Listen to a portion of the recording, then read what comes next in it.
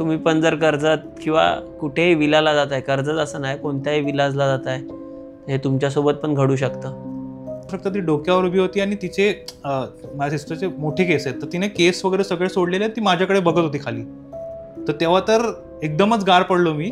आणि रात्रीचा वेळ झाला त्याच्यानंतर आम्हाला सरळ सकाळी माहीत पडलं की ती आजी रात्रीपासून बेपत्ता आहे. ती रात्रीहून डायरेक्ट सकाळी एका विहिरीत पडलेली सापडली आम्हाला सरळ. बापरे. एक 15-20 मिनिटाचा गॅप तर आम्ही असं फिरत होतो जंगलात. आम्हाला जागोजागी आंबे दिसतात आहे, जागोजागी आम्हाला करवंद दिसतात आहे, कोकम दिसतात आहे. जिथे जाऊ तिथे आम्हाला फळं दिसतात आहे, जे आम्हाला पाहिजे. ॲक्च्युली काय होत होतं तिकडे की ते जे कोण होतं, जे काय होतं ते आम्हाला बोलवत होतं अजून, की त्या गावच्या मातीत जे मरण पावलेलं असतात ते त्या दिवशी खेळे बघायला उपस्थित राहतात. तू एक राखणदाराचा पण काहीतरी तुझ्याकडे एक अनुभव आहे. राखणदार तर आपल्या व्ह्युअर्सला पण माहिती आहे की खूप सध्या कोकण म्हटलं की राखणदार आलाच आणि राखणदार म्हटलं की कोकण आला, असं ते नातं आहे. तर राखणदाराचा काय अनुभव आहे तुझा? राखणदाराची पण गोष्ट. नमस्कार मंडळी, स्वागत आहे तुमचं भ्रमंती विथ तेजस या यूट्यूब चॅनलमध्ये. आणि आज आहे आपल्या पॉडकास्ट सिरीजचा एपिसोड नंबर 3 आणि आजचे आपले पॉडकास्टचे गेस्ट आहेत शुभम आंबेकर. तर शुभम, मी तुला रिक्वेस्ट करेन की आपल्या व्ह्युअर्सला तुझा एक शॉर्ट इंट्रोडक्शन दे. ओके, सो व्ह्युअर्स, माझं नाव शुभम आंबेकर. बाय प्रोफेशन मी बिझनेस अनालिस्ट आहे आणि करंटली एक MNC मध्ये काम करतो आहे रिसेंटली मुंबईमध्येच. सो नेहमीसारखंच मी यूट्यूब सर्फ करताना यूट्यूबचा व्हिडिओ दिसला भ्रमंती विथ तेजसवरती. त्याच्या खालीच डिस्क्रिप्शनमध्ये जे आपले गुगल फॉर्म्स आहेत ते भरून मग मी एनरोल केलं यांच्याकडे. आणि त्याच्याकडे पण काय असे गोष्टी आहेत, काय असे अनुभव आहेत ज्या मी शेअर केल्या पाहिजे, लोकांपर्यंत पोचल्या पाहिजे. तर व्ह्युअर्स, आजचा जो पॉडकास्ट असणार आहे तो हॉरर पॉडकास्ट असणार आहे. शुभमनी एक्सपिरियन्स केलेल्या हॉरर गोष्टी तो आज आपल्यासोबत शेअर करणार आहे. तर शुभम, तू जसं फॉर्ममध्ये मेन्शन केलेलंस की बरेचसे हॉरर एक्सपिरियन्सेस आहेत, बऱ्याचशा हॉरर घटना तुझ्यासोबत घडल्या आहेत, तर त्यापैकी कोणती हॉरर स्टोरी किंवा हॉरर एक्सपिरियन्स पासून तू आपल्या पॉडकास्टला सुरुवात करणार आहेस? ओके, सो एक लहानपणीची गोष्ट आहे. आम्ही गावी गेलेलो असताना एक अनुभव जाणवलेला आम्हाला. सो तिथून आपण सुरुवात करूया आणि नंतर मग आपण एक्सप्लोअर करू पुढे. ठीक आहे, तर मित्रांनो आपण त्या स्टोरीपासून सुरुवात करूया आजच्या पॉडकास्टला. सो व्ह्युअर्स, लहानपणीची गोष्ट आहे, साधारण 15 वर्षा आधीची गोष्ट असेल. आम्ही गावी गेलेलो सहकुटुंब पूर्ण. आणि गावी जाण्याचं कारण म्हणजे महापूजा होती. आपल्या कोकणात दरवर्षी गावात आमच्या महापूजा असते आणि महापूजेसोबत एक खेळ म्हणून प्रकार असतो, तो फोल्क आर्ट आहे पूर्ण गावाचा. सो ते दोन्ही अटेंड करण्यासाठी स्पेसिफिकली आम्ही गावी गेलेलो. मे महिन्याच्या कालावधीत असतो तो. सगळ्यांना सुट्ट्या वगैरे असतात आणि लहान होतो तेव्हा शाळेत वगैरे होतो, तो त्यानिमित्ताने आम्ही सुट्टीनिमित्ताने गेलेलो. सो तिकडे गेले असता तो एक अनुभव आहे, तो तुम्हाला सांगतो. तर पहिलं तर सकाळच्या दिवशी पूर्ण पूजा वगैरे आटपली, आम्ही पूजा वगैरे प्रॉपरली अटेंड केली. त्याच्यानंतर त्याच दिवशी रात्री 10:30च्या दरम्यान आपला खेळ म्हणून जो फोक आर्ट आहे तो सुरू होतो. ठीक आहे. तर तो सुरू झाल्यानंतर असं म्हणतात गावातल्यांना की जे पण गावी राहणारे लोक आहेत ते म्हणतात की गावात घरी तेव्हा कोणी थांबायचं नाही जेव्हा खेळ सुरू होतात. आणि खेळांची जी जागा असते ती देवळाला लागूनच असते. सो तिथे तो पूर्ण अरेंजमेंट झालेली आणि तिकडे 10:30 वाजता ते खेळ सुरू होणार होते. सो आम्ही पूजेवरून घरी आलो आणि पुन्हा खेळांसाठी आम्ही पुन्हा निघालो. तर घरच्यांनी तर तसं सांगितलेलंच की म्हणजे मोठ्यांनी, जे मोठे असतात आपल्या आजोबा आजी वगैरे, त्यांनी सांगितलेलं की गेलात तर तिकडेच थांबा, नाही तर रिटर्न येऊ नका मध्येच. ते एक म्हण त्यांनी सांगितलेली तेव्हा. आणि नंतर आम्हाला ते अनुभवलं की काय ॲक्च्युली त्याच्या मागे आहे. सो आम्ही तयार होऊन वगैरे 10:30च्या दरम्यान देवळापाशी गेलो. तिकडे खेळ सुरू झाले. पण लहान होतो तेव्हा, सो थोडं मस्त ना, लहान मुलात मस्ती असते. मस्ती वगैरे करून तिकडे थोडीशी झोप यायला लागली. तर मम्मी पप्पांना पण माहीत नव्हतं की ते पण नुकतेच गावी जायला वगैरे लागलेले. सो त्यांना पण माहीत नव्हतं की असा काय प्रकार ॲक्च्युअलमध्ये आहे. सो आम्ही काय केलं, मी माझ्या मम्मी पप्पांना सांगितलं की चला आता झोप खूप येते, आपण घरी जाऊया करून. सो खूप थोडं 2-3 वेळा बोलल्यानंतर ते पण तयार झाले की चला जाऊया करून घरी जायला निघालो. तेव्हा निघता क्षणी थोडंच म्हणजे देऊळ सोडून थोडंसं आम्ही पुढे गेलो. एक बांध होता, बांधावरून आम्हाला ना थोड्याशा मागून अशा लाईट दिसायला लागल्या. जसे आपण मोठे टॉर्च असतात ना आपल्याकडे गावी, असे मोठे टॉर्च असतात, तिथून अशा एक लांबच्या अंतरावरून अशा टॉर्च यायला लागल्या आमच्यावर. सो आम्ही मागे वळून तर बघितलं, पण आम्हाला असं काय संशयास्पद वाटलं नाही. सो आम्ही पुढे गेलो आणि घरापाशी पोचलो, तरी पण त्या लाईट आम्हाला फॉलो करतात आहे. आणि एक नाही, अशा अनेक लाईटी होत्या, 2-3 लाईटी सगळ्या म्हणजे दोन्ही साईडून अशा आमच्यावर येत होत्या सारख्या. आम्ही घरी गेलो, घरी पोचलो, घरी फ्रेश झालो आणि आमचं घर कसं असं जुनं होतं, म्हणजे जुनं आहे आता पण. कौलारू घर आहे आणि घरात जो मधला भाग असतो त्याला माझघर बोलतात. कोकणातल्या लोकांना, कोकणातल्या व्ह्युअर्सना माहिती असेल की मधला जो गाभारा असतो, मे बी जी रूम असते त्याला आपण माझघर बोलतो. त्या माझघरात आम्ही झोपायला म्हणून सगळं तयार करत होतो. आणि झोपल्यानंतर पण ना, आमची जो आपला एक दरवाजा असतो, त्या दरवाजातून आम्हाला थेट आमचा विंडो दिसत होता घराचा. तिकडून सुद्धा आम्ही झोपल्यानंतर आम्हाला आमच्यावर लाईट्स येत होत्या. सो पप्पांनी हे खूप म्हणजे असं नोटीस केलं. थोडा त्यांना राग आला आणि ते उघडायला गेले दरवाजा. तर तेवढ्यात काकी होती आमच्या घरी. ती बोलली की आता नका उघडू, आता काही करू नका, आपण सकाळी उद्या गावातल्यांना विचारू की काय हा प्रकार आहे. तो आम्ही सकाळी उठलो आणि गावातल्यांना विचारलं की काय हा प्रकार आहे. तर ते बोलले की जेव्हा पण खेळे होतात गावी, तेव्हा एक एंगेजिंग वातावरण असतं. म्हणजे गावच्यांसाठी तर तो एक फोकार्ट आहे ना, गावच्यांसाठी तर तीच एक मजा आहे. सो जेवढे पण गावी मृत झालेले असतात ना, त्या गावच्या मातीत जे मरण पावलेले असतात, ते त्या दिवशी निमित्ताने ते खेळे बघायला उपस्थित राहतात. त्या पूर्ण प्रोग्रामात ते आवारात असतात. सो तेव्हा असं म्हणतात की तुम्ही त्या चांगल्या आवारातून पुन्हा बाहेर कुठे गेलं नाही पाहिजे, जेणेकरून तुमच्यावरती काही वाईट शक्तींचा परिणाम नाही झाला पाहिजे.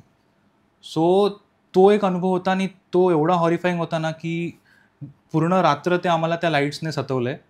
आणि सकाळी जाऊन मग आम्हाला हा प्रकार माहीत पडला.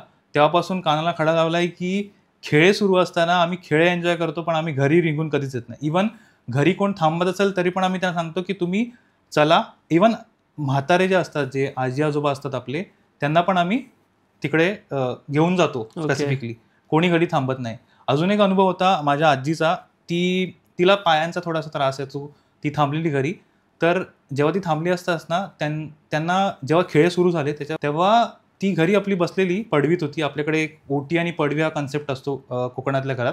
सो ती पडवीत बसलेली आणि तिला कौलांवरती दगड मारल्याचा एक आवाज यायला लागला. सो तिने बाजूला पण एक आजी थांबलेली होती, तर तिने तिला बोलवलं आणि सोबतीसाठी ठेवलं. असे काय प्रकार होतात कधी कधी. ओके, पण शुभम मला एक सांग की तो जो प्रकार झाला तुमच्या सोबत झाला की लाईट्स दिसत होते, मग ते दुसऱ्या दिवशी परत तसं रिपीट झालं की त्याच रात्री झालं? कसं असतं, महापूजेचा एकच दिवस असतो, त्याच्यानंतर खेळ असतात. सो तो खेळाचा कन्सेप्ट एव्हरी इयर असतो. सो त्याच्यानंतर पुन्हा खेळ पुढच्या वर्षी होणार सर. ओके. सो तो एक इश्यू होता. पण अनुभवलेल्या गोष्टी अजून स्मरणात आहेत आणि ते खूप हॉरिफाईंग आहेत.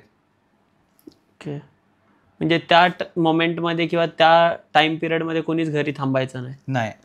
पण हा जो तुझा एक्सपिरियन्स होता तो खरंच खूप हॉरिबल होता. अजून तुझ्याकडे असा कोणता एक्सपिरियन्स आहे जो तू आता शेअर करशील आपल्या व्ह्युअर सोबत? सो अजून एक अनुभव आहे, गावातलाच अनुभव आहे.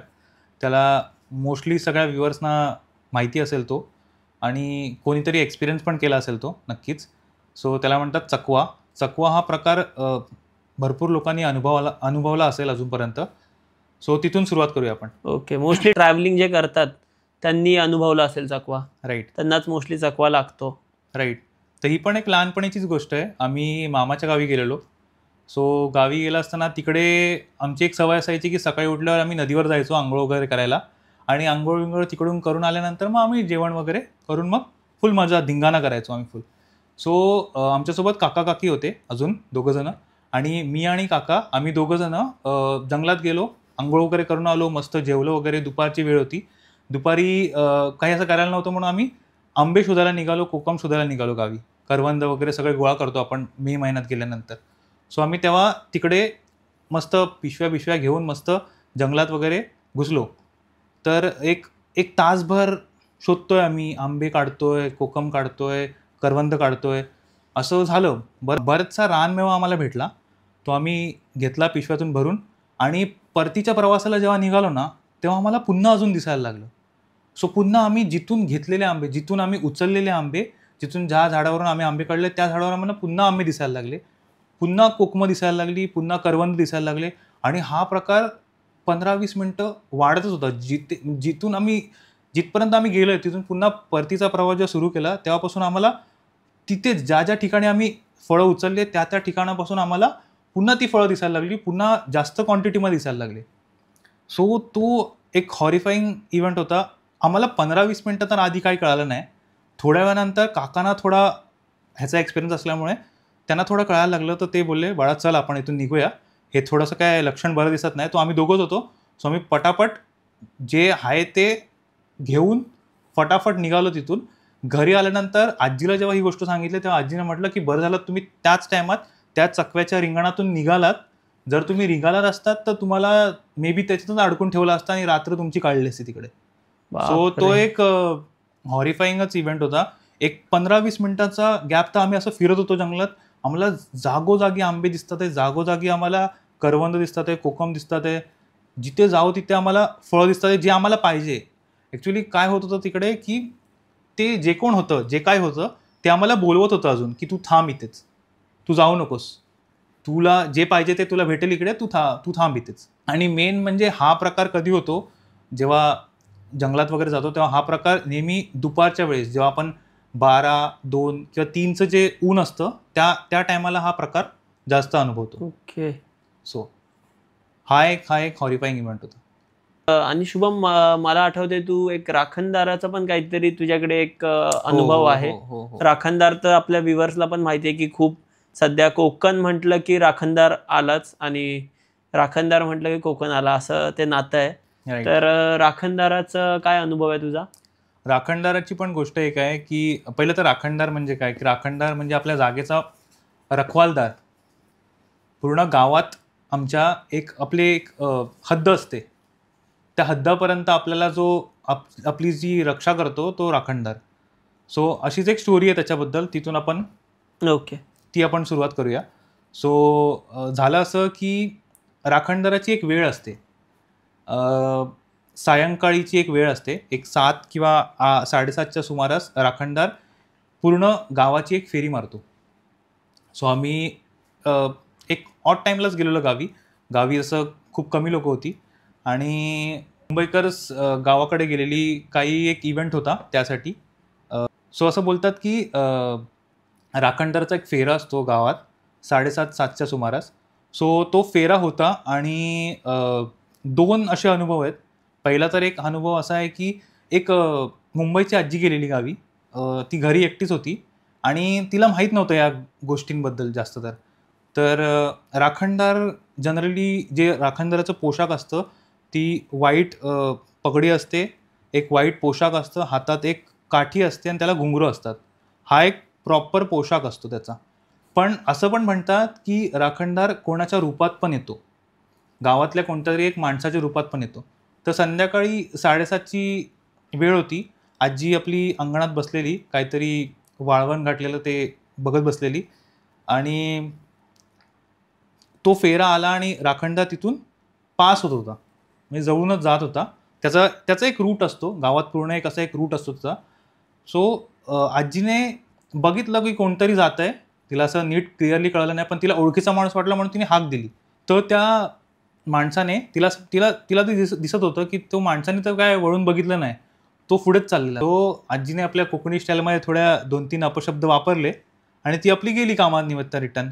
पण असं म्हणतात की गावातले तरी असं म्हणतात की जेव्हा राखणदारचा फेरा असतो तेव्हा कोणी त्याला असं घालून पाडून किंवा अपशब्द नाही वापरायचे असतात, बिकॉज तो आपला रखवालदार आहे, तो आपल्याला काय हानी वगैरे तर पोचवत नाही. ठीक आहे. सो तिने अपशब्द गेले आणि रात्रीचा वेळ झाला. त्याच्यानंतर आम्हाला सरळ सकाळी माहीत पडलं की ती आजी रात्रीपासून बेपत्ता आहे. ती रात्रीहून डायरेक्ट सकाळी एका विहिरीत पडलेली सापडली आम्हाला सरळ. बापरे. तर हे काही गोष्टी आहेत ज्या आपल्याला, जेव्हा आपण गावी जातो, सो आपल्याला काही गोष्टी अशा लिमिटेशन्स असतात, पण ते पाळले तरच आपण त्या पॉझिटिव्हनेस, त्या पॉझिटिव्हिटीमध्ये राहतो, नाही तर आपण चुकीच्या मार्गाला जाऊ शकतो. बरोबर. So, ती आजी जिवंत होती की? ती नाही, ती एक्सपायर झालेली आणि तिला रात्री पूर्ण बोलतात की गावातल्याने की तिला रात्री पूर्ण त्या गावात पूर्ण फिरवलं. त्या एका चुकीमुळे तिला त्याचा अनुभव नव्हता म्हणून ती गोष्ट झाली. तिला पूर्ण रात्री फिरवलं सगळीकडे पूर्ण गावातून आणि नंतर विहिरीत तिचा मृतदेह सापडला. बापरे. सो अशी एक गोष्ट आहे. हे सगळं आम्ही पण जवळून बघितलंय. सो म्हणून तुम्हाला हे सगळं शेअर करायचं होतं. ओके, म्हणजे तू ती बॉडी वगैरे बघितलीस तेव्हा? येस. बापरे, एक चूक आजींची. आजींना वाटलं पण नसेल की मस्करी तिला तो किंवा अनुभव ह्याच्यात नव्हता. बोलले, तिला तो अनुभव नव्हता म्हणून बट असं होईल. येस. म्हणून आपण कधी गावी जातो ना, काही गोष्टी आपल्याला सांगतात लोक की ह्या नको करू, इथे नको जाऊ, तर ते आपण फॉलो केले पाहिजे. मोस्टली आत्ताची आपली जी पिढी आहे मुंबईची, जे राहतात मोस्टली मुंबईला, ते गावी गेले की एकदम रिलॅक्स असतात. कोण काय बोलतंय त्याचं ऑपोजिटच करणार. राईट. मग त्याचे काय इफेक्ट्स होतील ना ते सांगता येत नाहीत. तर जसं आजींचं झालं. राखणदार ही काय भीतीदायक गोष्ट नाही. हा आपला Right. रखवालदारच आहे. आपण आपलीच ती रक्षा करतो. आपल्या सीमेपर्यंत आपल्याला तो फुल साथ देतो. सो हे एक पॉझिटिव्हली आणि नेगेटिव्हली पण घेण्यासारखी गोष्ट आहे. बरोबर. तुम्ही जर त्याला त्रास दिला, त्याच्या वाटेत आलात, येस. तर ते तुमच्यासाठी नेगेटिव्हच ठरणार. ऑरेल्स ते तुमच्यासाठी, तुमच्या चांगल्यासाठीच आहे. येस. राईट. शुभम, ही स्टोरी तर खूप हॉरिफाईंग होतीच, पण मला आठवते तू बोललेलास की तू तुमचे कझिन्स वगैरे तुम्ही लोक एका फार्म हाऊसला गेलेले, कर्जतला काय कुठेतरी, राईट? आणि तुमच्यासोबत तेव्हा पण एक अनुभव आलेला. सो आम्ही कझिन्स वगैरे गेलेलो रिसेंटलीच. आम्ही सगळे स्टेला गेलेलो. आम्हाला तिकडचं काय वातावरण वगैरे माहीत नव्हतं, पण आम्ही पहिले सकाळी फुल एन्जॉय केलं. स्विमिंग पूल वगैरे मध्ये एकदम मजा धमाल केली. त्याच्यानंतर रात्रीच्या वेळी जेवण वगैरे थोडी मजा मस्ती करून झोपायला निघालो. सो झोपलं असतं तर आपण कझिन्स कसे असे एकत्र झोपतो, म्हणजे लहानपणी कसे झोपायचो तसे झोपलेलो आम्ही. पूर्ण असं हॉल एरिया होता, त्याच्यामध्ये सगळे असे आम्ही एक संघ झोपलेलो. तो कझिन्स होते आणि त्याच्यानंतर सिस्टर्स वगैरे पण झोपलेला. सो सीन असा झाला की 3-3-3:30 सुमारासची वेळ असणार आणि नवीन ठिकाण होतं म्हणून मला झोप नव्हती लागत. सो मी मोबाईल वगैरे बघत बसलेलो, पण पडून होतो. सो वापरताना मला एक असा एक आवाज आला की कोणतरी उठल्यासारखा. तर मी मागे वळून बघितलं तर जिथे माझी एक सिस्टर झोपलेली तिकडची जागा खाली होती.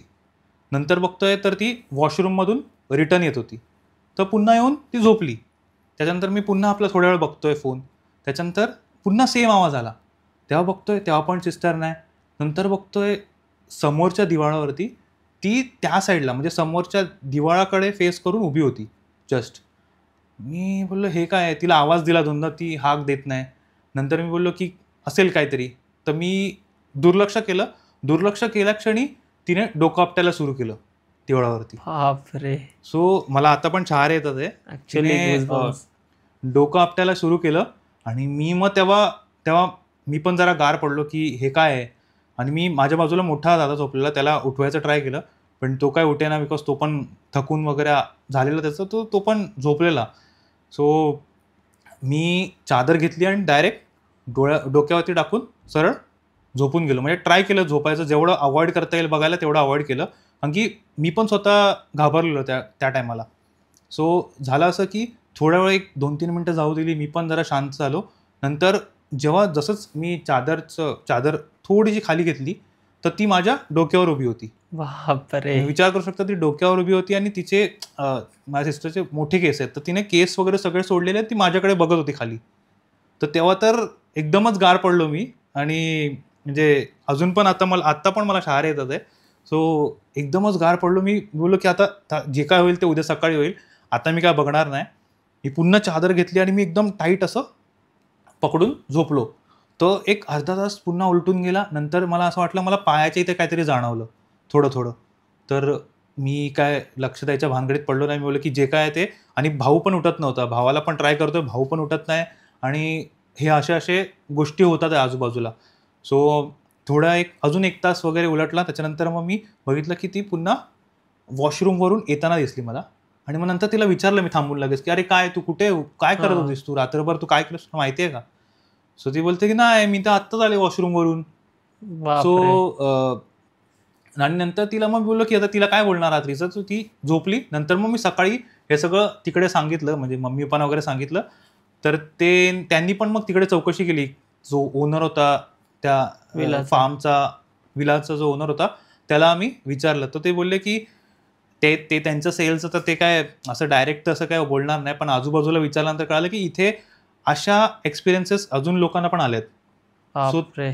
सो जेव्हा पण तुम्ही जाता, ज्या गोष्टीत जाता, तुम्हाला असं पटकन जाणवणार नाही, पण जेव्हा पण जाणवेल तेव्हा थोडी फाटून हातात येईल. अच्छा, पण मग ते जी ताई होती तुझी, तिला दुसऱ्या दिवशी तू काय असं तिला विचारलंस मी का? तेव्हा की तू पण अशी वागलीस? येस, तिला मी तेव्हा पण विचारलं, नंतर पण विचारलं, पण तिला एकही त्याच्यातला क्षण तिला लक्षात नाहीये.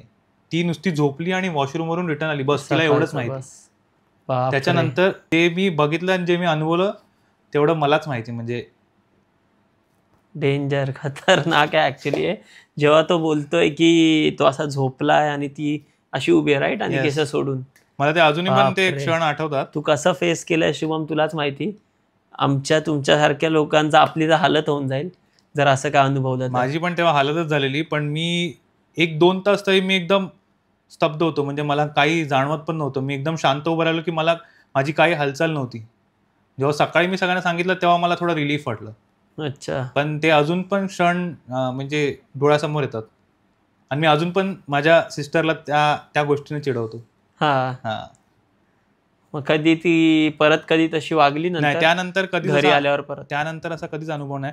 मे बी तो जागेचा ते काय असेल ते जागेचा Okay. होत असेल. त्याच्यानंतर ती घरी आली, त्याच्यानंतर पुन्हा असा अनुभव कधीच नाही झाला.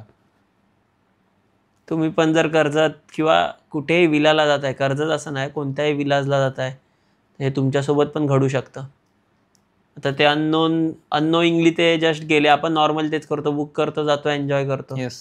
बट आता लकीली तो रात्री, अनलकीली बोलू शकतो आपण ॲक्च्युली, तो जागा होता आणि त्याच्यासोबत त्या गोष्टी झाल्या. बाकीचे तर लोक झोपलेले, त्यांच्यासाठी everything is Right. Normal. Right. ज्यांनी अनुभवलंय त्यालाच माहिती आहे की उसपे क्या बीतती आहे. राईट. सो ही तर गोष्ट खूपच, म्हणजे हा वाला एक्सपिरियन्स त्याचा खूपच जास्त हॉरिफाईंग वाटला मला आणि हॉरिबल. माझ्या पण अंगावरती काटे आले जेव्हा तो बोलला की ती डोकं आपटत होती, नंतर मग त्याच्या इथे येऊन उभी राहिली.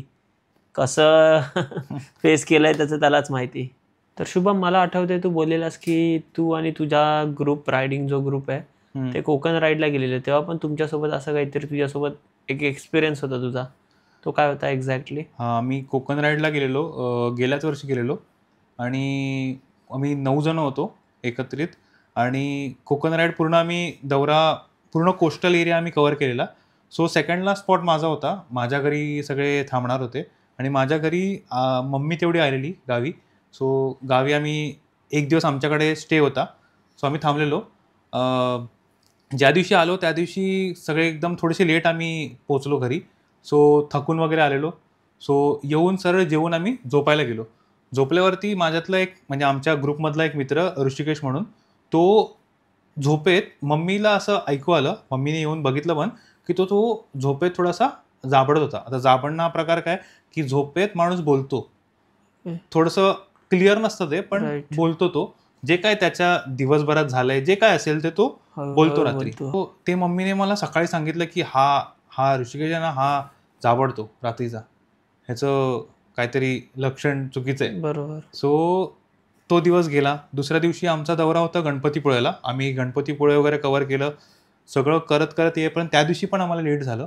सो त्या दिवशी खूप एक्स्ट्रीम लेट झाला. अराउंड 11:30-12च्या सुमारास झालेले आणि आम्ही घरी येत होतो. तर तेव्हा आई बोलली की एवढा रात्री येत आहे ना, तर तुम्ही सगळे पहिले अंगणातच थांबा. मी पहिलं तुमच्यावरून ओवाळून टाकते. बिकॉज जे काय तुम्ही जिथून कुठून आलायत फिरून, ती जी पण निगेटिव्ह एनर्जीज घेऊन आलाय ती घरी येऊ देऊ नको. तुम्ही थांबा. तुमच्यावरून पूर्ण ओवाळून टाकते आणि मग तुम्ही घरी या, घरी प्रवेश करा. सो ते सगळं तिने ओवाळून टाकलं. त्याच्यानंतर आम्ही सगळे घरी आलो, पुन्हा जेवलो, झोपलो. त्या दिवसापासून आतापर्यंत तो जाबडणं बंद आहे. अच्छा, ह्याच्यानंतर त्या इव्हेंट नंतर तो अजूनपर्यंत जाबडत नाही. सो तो एक प्रकार आहे की आपण बोलतो ना की ओनली नेगेटिव्ह एनर्जीज नसतात, पॉझिटिव्ह एनर्जी सुद्धा असतात. सो आपण ते पण साईड बघितली पाहिजे. जसं राखणदार झालं पॉझिटिव्ह एनर्जी, आणि ज्या गोष्टीमुळे जो त्याचा मित्र जाबडत किंवा बडबडत होता रात्रीचा, ते झालं नेगेटिव्ह इम्पॅक्ट, नेगेटिव्ह गोष्टींचा. राईट. सो हा एक प्रकार होता जो आम्ही अनुभवलेला. So that's it.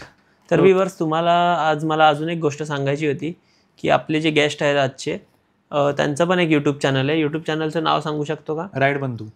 राईड बंधू नावाचं युट्यूब चॅनल आहे आणि ह्या चॅनलवरती आपल्याला काय बघायला भेटेल, म्हणजे कसे कंटेंट मोटो व्लॉग्स, रिव्ह्यूज, जे पण आपण राईड्स करू, मराठमोळी राईड्स असेल पूर्ण.